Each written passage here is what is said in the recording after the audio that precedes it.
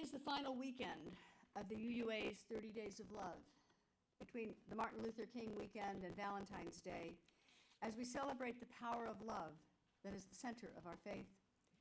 Today our words and music and times of reflection on this weekend of love are chosen to honor all our varied ways of being, to love all our varied ways of being in the world. It is deeply embedded in my theology that we respect, appreciate, and most of all that we love all the ways humans inhabit this planet, the ways we create family and community, all the variety in how we process information and perceive the world in our own unique ways. Today we honor the amazing power that rises when we can each tap into the unique strength of our mind and body, our abilities, our learning, and our neural connections, all our stripes, to bring our gifts to the world. This topic is personal to me and to my own journey of learning in the world. When I was in my 30s, my body began to go into breakdown under the weight of stress in my life. I had learned all too well the lessons of restriction, conforming to family, church, and school norms by shutting off important parts of myself in a way that created outward success and inward harm. And so I began a journey of relearning and recreating myself. I began to study the techniques and processes of mind-body integration, eventually becoming a teacher and practitioner of the work. This work became a joy for me, a resource for myself and to share with others, and it literally changed my life. As I deepened into the work, I explored the various ways that people learn, perceive, and communicate, what we now call neurodiversity. So many ways of being human. I absorbed the stories in Voices of Autism to learn the gifts and challenges of people whose minds work differently from my own. And I marveled at the beautiful memoir, Born on a Blue Day, learning about the interplay of synesthesia and autism. I read about learning differences, about memory loss and recovery, about what happens when a hemorrhagic stroke turns off the chatter in our logic brain, stories of healing and hope, the promise and power of our complex mind-body connections. I followed the story of Temple Grandin, the autistic scientist who connected with the emotional experience of animals even as she struggled to connect with other humans in her world. Grandin's work helped to open a wider understanding of the gifts of autism, as she said, quote, "If I could snap my fingers and be non-autistic, I would not. Autism is part of who I am. I am different, not less." It has been my great privilege and pleasure to be with colleagues and congregation members who were joyful and articulate about their neurodiversity, including autism, and I have learned so much from them, not only about their lives, but about myself as I come to understand more of my own patterns, gifts, and gaps. And most recently, I have learned about the hidden disability sunflower, which I had up on the screen before. A symbol, it's a sunflower, a symbol that began in the UK in 2016 and is now used in over 90 countries, including the US. There are over 30,000 sunflower-friendly locations worldwide, including over 350 airports and over 20 airlines, where the symbol is used to support passengers. It's used across sectors, including retail, transport, healthcare, education, workplaces, entertainment, sending a signal and helping us understand and create spaces and practices that work best for all our stripes. I ordered 10 of them for our congregation, so I have some to give away. And so if you identify as neurodiverse or have another hidden disability, come see me, and I'm giving this one to Kirby. Come see me, and if we run out, I'll order more. And you can wear this when you're traveling or when you're places, and people that recognize it will know that they should ask you, what do you need? As we learn together how to honor all our ways of knowing, doing, and being. So Kirby and I talked several months ago about collaborating on a service about neurodiversity, and I suggested we do this on Valentine's Day weekend, following the journey from love that unites us in society to the love and acceptance that unites us in community, honoring all of who we are. And now you get to hear from Kirby.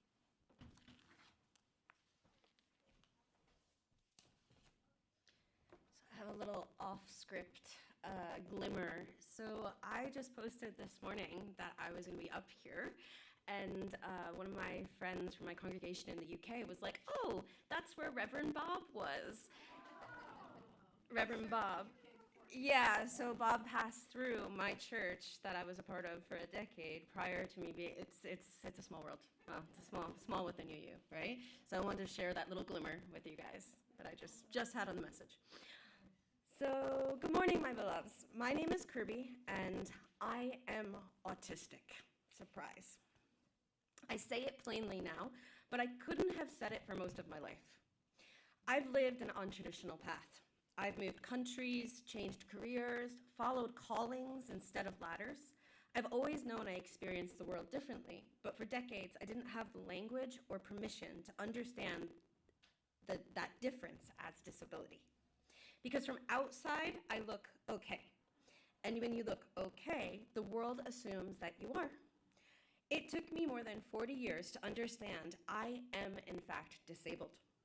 Not because I lack intelligence, spirit, or depth, but because the world was not built for how my mind processes, communicates, and moves through reality.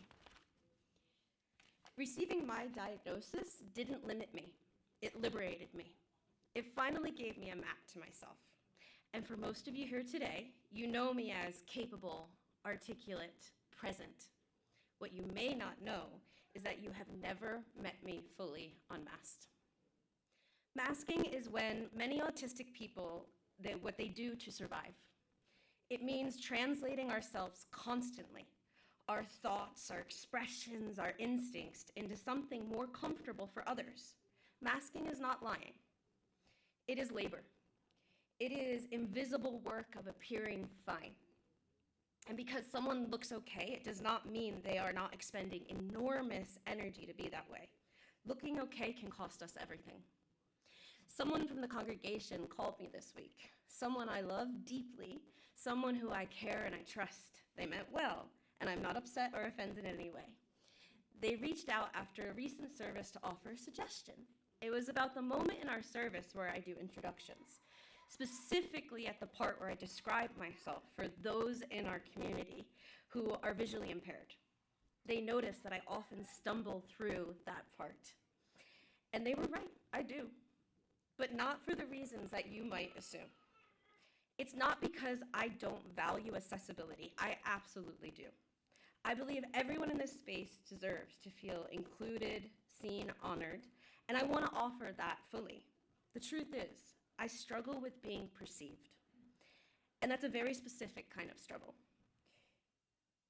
One tied to my lived experience as an autistic person. In my world, being perceived has rarely been safe.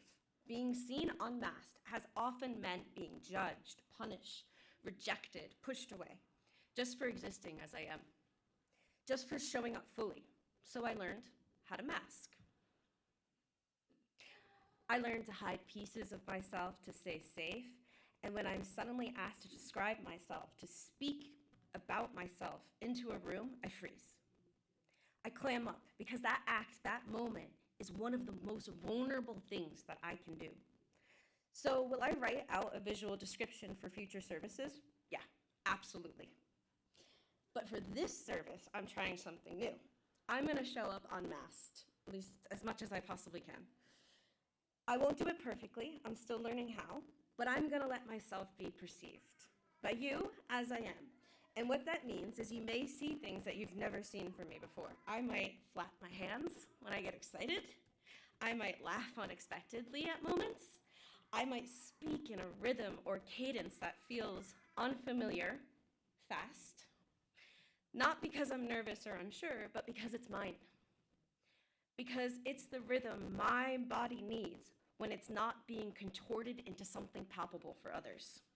I might smile big, because here's the truth. One of the most painful ways I've learned to mask is by hiding my joy. Even when I'm preaching hard truths, even when the message is weighty, if I feel joy while sharing it, I want to smile. And for years, I've taught myself not to, because I've been told it looks inappropriate or mismatched or too much. But today I'm letting the joy show through too. So yes, this may be a different version of me than you're used to seeing on the pulpit, but it's not new. It's just true. And I'm scared, but I'm also excited and deeply honored to be here with you like this. There is so much beauty in my autistic mind. I notice patterns that others miss. I feel spiritual depth in texture, silence, and repetition. I don't skim life, I enter it. I don't multitask, I devote. I don't follow paths, I discover new terrain. What once looked like wandering was actually sacred attunement. One of the most profound shifts in my life came only recently, through something unexpected. AI as an accessibility tool, not as a replacement for my voice, but as a bridge that helped me even write this testimony in a way that I would have struggled to without that support. For the first time, I can slow my thoughts down enough to meet the world halfway. I can translate my inner knowing into shared language without collapsing from that effort. I can participate more fully in school, in work, and in ministry. After 40 years, I'm finally able to show up in the world as myself, not the carefully edited version, and that matters. Even before this, I always knew I had a world inside of me, a world of connection, meaning, emotion, and truth. And yet, for so long, the world insisted that people like me didn't. There was a time, not so long ago, when non-speaking autistic people were dismissed entirely, seen as having no thoughts, no feelings, no language. But we now know that was wrong. It was profoundly wrong. Through new technology, communication supports, and growing self-advocacy, many non-speaking autistic individuals have shared rich, articulate inner lives. And among them, there are a powerful image that they use. They talk about meeting one another on the hill. It's not a real place, it's a metaphor. A sacred place in the mind, a kind of shared landscape where the language isn't needed because understanding already exists.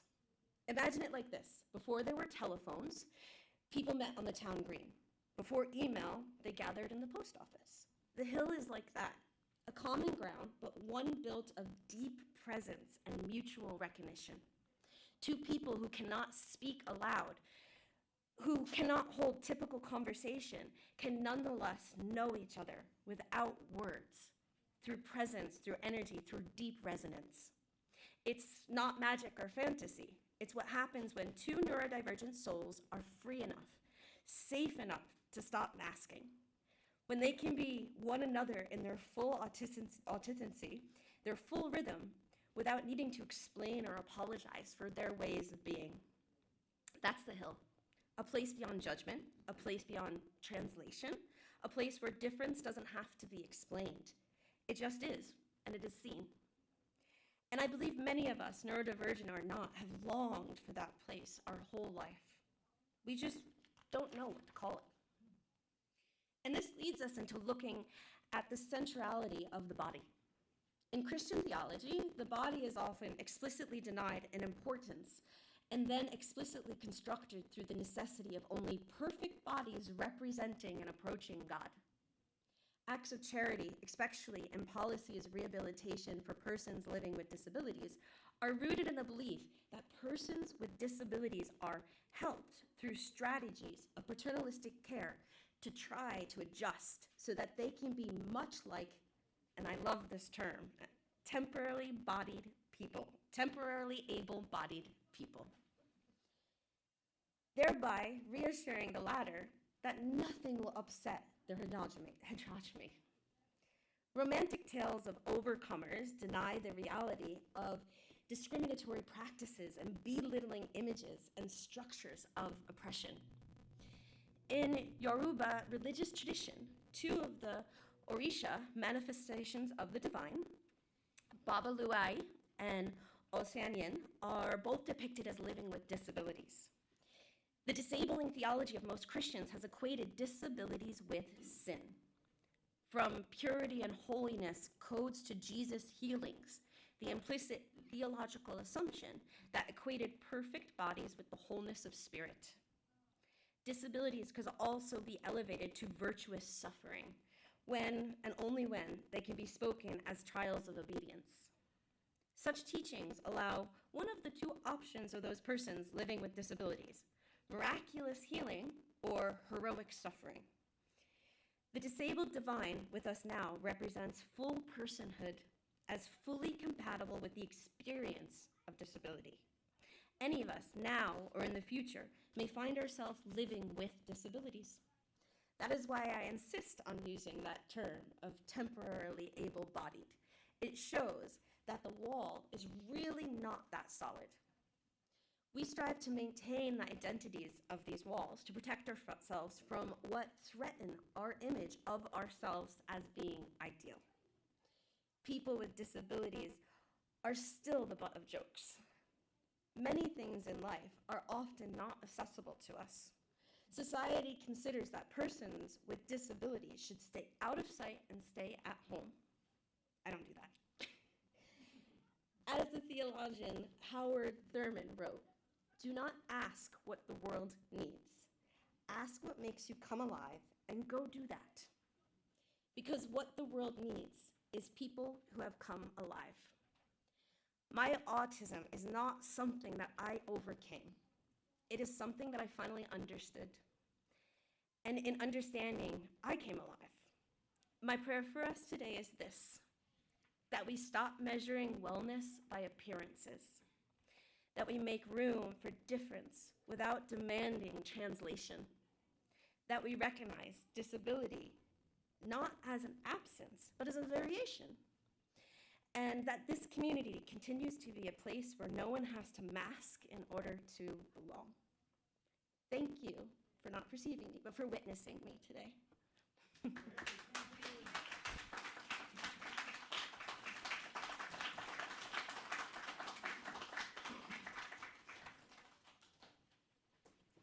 Thank you, Kirby, for your testimony, your authenticity, your wisdom, your skill, and the grace you bring to our shared journey into deeper understanding and love. We use the term disability as a blanket indicator for difference, but as Kirby said, as Temple Grandin said, difference becomes disability only when we build a world that does not truly welcome diversity in how the human mind processes, communicates, and moves through reality. The concept of disability can create a barrier to full belonging in family, community, in society, creating a boundary around our community of belonging that excludes those who have different skills and different perceptions. When we turn our back on someone, when we try to change them, or when we look away, when we avoid talking with them, engaging with them, including them, we are othering those neurodiverse people in order to protect ourselves, perhaps, from recognizing our own diversity, our own sense of vulnerability, our fear that we risk our own belonging. And that turning away, that exclusion and othering create deep rifts in our beloved community, where we proclaim again and again that we welcome and embrace all into our circle of belonging. In self-protection, those who are neurodiverse do not disclose their reality. They learn to mask, to fit in, concerned that disclosure might lead to being othered when they want to belong. And as Kirby said, it is hard and constant work to hide away who you are or to brace yourself against thoughtless comments or turned backs, often in the very settings or situations where you most need the connection and support of belonging in a welcoming community. As researcher Lisa Genova said in an interview on NPR a couple of years ago, embracing difference is about our shared human condition, about unconditional love or redemption and forgiveness or identity, how people matter. And when we avoid true connection and belonging, it is because it's risky to connect with the complexities of our human reality, including the neurodiversity that is within us and around us. So this is our work to do. We begin to transform ourselves and our beloved community by bringing our othering into our consciousness and taking responsibility for those responses. We can be intentional about setting aside any shame or defensiveness, getting comfortable in admitting our shortcomings, and working together in community to enlarge the circles of belonging in our lives, in our congregation, our communities, our society, our world. It begins when we understand that everyone has a world inside them, a world of connection, meaning, emotion, truth. No one should have to explain or apologize for their way of being. How do we become aware, more open? How do we move out of othering and into deep and sustained connection? How do we move into empathy and compassion, feeling together rather than about, to offer an authentic welcome and support authentic belonging for all? How do we begin the process right here in the beloved community of this congregation? Perhaps we begin with the perspective of holy curiosity, approaching each other in a true desire to know, what does it mean to be you? No judgment, no dismissal of otherness when we encounter what is unfamiliar to us or new, but truly opening to embrace all of who we are in our essence, in our uniqueness. What gifts do you bring? I might ask. What can I learn from who you are, from what you know that is new to me? How will knowing you change me for the better? How will knowing me help you open and trust? How can we work together to create something that is better than what either of us could create on our own? These are the questions for us. This is the hope that rests within us all.